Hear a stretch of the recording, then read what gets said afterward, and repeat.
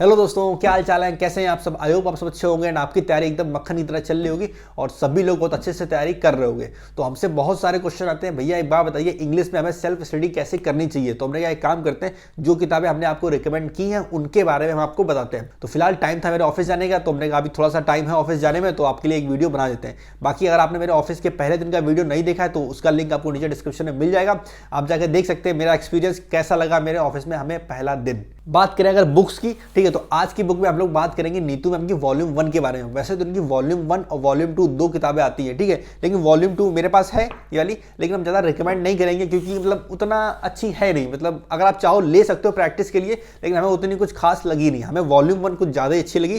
तो ये हिंदी में भी आती है, इंग्लिश में भी। मतलब जो बच्चे हिंदी मीडियम में जिसे टोटल इंग्लिश पढ़ने में दिक्कत होती है उनके लिए किताब बहुत अच्छी है, तो आप इससे तैयारी कर सकते हो, ठीक है। तो फिलहाल आज की वीडियो हम बात करेंगे नीतू मैम की वॉल्यूम 1 के बारे में। मेरे पास एसपी बख्शी भी है, ठीक है। तो अगर आप लोग बोलोगे, अगर मैं इस वीडियो पे रिस्पांस अच्छा लगा आप लोग बोलोगे तो हम इसके ऊपर ही बना देंगे कि इससे तैयारी कैसे करनी है, ठीक है। तो मेरे पास जो किताब है वो 2019 का एडिशन है। जब 18 की तैयारी कर रहे थे उस समय हमने लिया था लेटेस्ट वाला, ठीक है, मेंस के टाइम पे। देखो हम इंग्लिश के बारे में आपसे बोलेंगे, अगर आप बुक्स की बात करें आपको कौन कौन सी किताबें लेनी चाहिए, तो आपका सिर्फ 2 किताबें होनी चाहिए।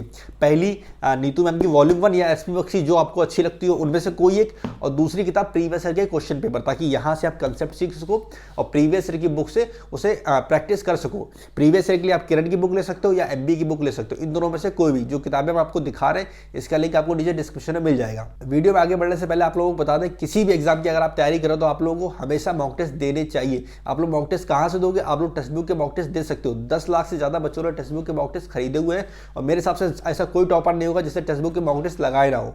हम भी जब तैयारी कर रहे थे हमने भी टेक्स्ट बुक के मॉक टेस्ट लगाए थे। इनके पासेस चलते हैं 1 साल का, 2 साल का, 3 साल का, ठीक है। अगर आप एक बार का कोई भी पास खरीदते हो तो उसमें आप, जैसे मान लो आप एसएससी सीजीएल की तैयारी करते हो तो आपको एसएससी के साथ साथ, एसएससी के तो सारे एग्जाम के मॉक टेस्ट मिलेंगे, एसएससी के साथ में बैंक के, रेलवे के, आईबी के, पुलिस के, स्टेट एग्जाम के, ये सारे एग्जाम के मॉक टेस्ट आपको साथ में फ्री मिलेंगे। तो मतलब एक बार अगर आपने पास खरीद लिया तो आपको बार बार खरीदने की जरूरत नहीं पड़ेगी। इसके अलावा एक चीज हमें बहुत अच्छी लगती है टेक्स्ट बुक के मॉक टेस्ट में, ये लोग प्रीवियस ईयर पेपर को मॉक टेस्ट के रूप में देते हैं। मतलब अगर हमें सीजीएल 18 का कोई पेपर देना है तो हम उसे मॉक टेस्ट के रूप में दे सकते हैं। तो ये सबसे अच्छी बात लगती है और उनका एनालिसिस वाला सिस्टम भी बहुत अच्छा है। इस समय टेक्स्ट बुक का ऑफर चल रहा है जिसमें 14 महीने के पास है 399 का और उनका लाइफ टाइम के पास है 699 का। तो अगर आप मेरा कूपन कोड KV10 यूज करते हो तो आपको 30% का डिस्काउंट मिलेगा, जिसमें 14 महीने का पास आपको मिलेगा 280 रुपए का और लाइफ टाइम वाला पास मिलेगा आपको 490 रुपए का। तो अगर आप तैयारी कर रहे हो तो आपको मॉक टेस्ट जरूर लेने चाहिए। अब बात करते हैं कि इस बुक को हमें अच्छे से पढ़ना कैसे। तो सबसे पहले जरा ये बात कर लेते हैं कि इस वॉल्यूम 1 में क्या क्या चीजें हमें दे रखी, क्या क्या हमें पढ़ने को मिलेगा। तो सबसे पहले जब आप इसका वॉल्यूम 1 का इंडेक्स देखोगे,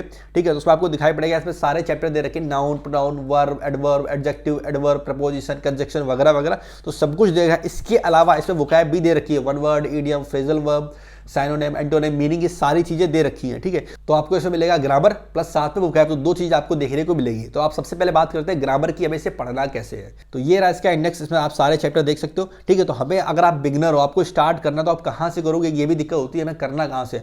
तो आप सबसे पहले स्टार्ट करो chapter number 6 subject verb agreement से। तो पहुंचते हैं सब्जेक्ट वर्ब एग्रीमेंट पे। तो ये आ गया हमारा पहला चैप्टर सब्जेक्ट वर्ब एग्रीमेंट। अब इसे पढ़ना कैसे, तो देखो आप ध्यान से देखो, इसमें सारे रूल्स दे रखे हैं बिल्कुल बेसिक से, और साथ में इसे एक्सप्लेन भी किया गया हिंदी लैंग्वेज में। तो आपको क्या करना है, एक एक रूल को आपको अच्छे से समझ के लिखना है और साथ में आपको नोट्स भी बनाते हुए चले। नोट्स इसलिए जरूरी होते हैं क्योंकि जब एग्जाम से कुछ टाइम बचा होगा उस समय आप रिवाइज करोगे ग्रामर को, तो आप नोट से एक बार में पूरी इंग्लिश को 2-3 घंटे में खत्म कर सकते हो अगर आपने नोट्स बनाए होंगे। देखो कुछ रूल्स इसमें, क्योंकि आसान सारे रूल दे रखे हैं, तो कुछ रूल ऐसे होंगे जो आपको आते होंगे पहले से, ठीक है। तो वो रूल आपको नहीं लिखने, आपको सिर्फ वो रूल नोट्स बना के लिखने जो रूल्स आप बार बार भूल रहे हो। तो आपको एक बार अच्छे से, अगर आपको 2 दिन लग रहा हो, 3 दिन लग रहा हो, जितना टाइम देना है दो आराम से, कोई जल्दी नहीं है।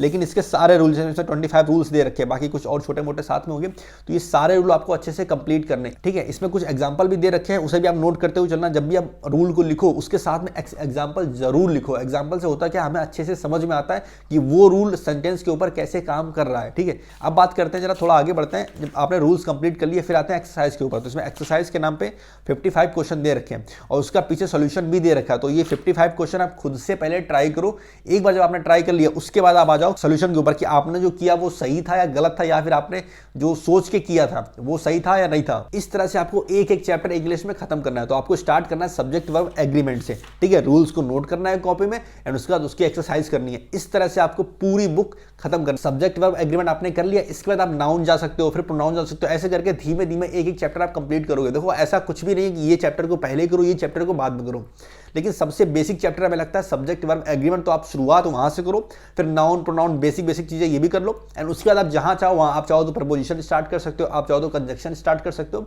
आप जो चैप्टर चाहो वो स्टार्ट कर सकते हो। तो ये तो बात होगी इस बुक की ग्रामर की, ग्रामर हमें कैसे करना है, और बस यही तरीका करना है। कोई ज्यादा इसमें कोई साइंस का नया सा नियम नहीं लग गया है कि बहुत एकदम रॉकेट साइंस लग गई है, ऐसा कुछ भी नहीं, एकदम सिंपल है। और इसके लिए मेरे हिसाब से मतलब हमने प्री में कोचिंग की थी, लेकिन हमें कोचिंग से उतना फायदा नहीं मिला जितना फायदा जैसे हमने अभी आपको बताया ऐसे करने से हुआ।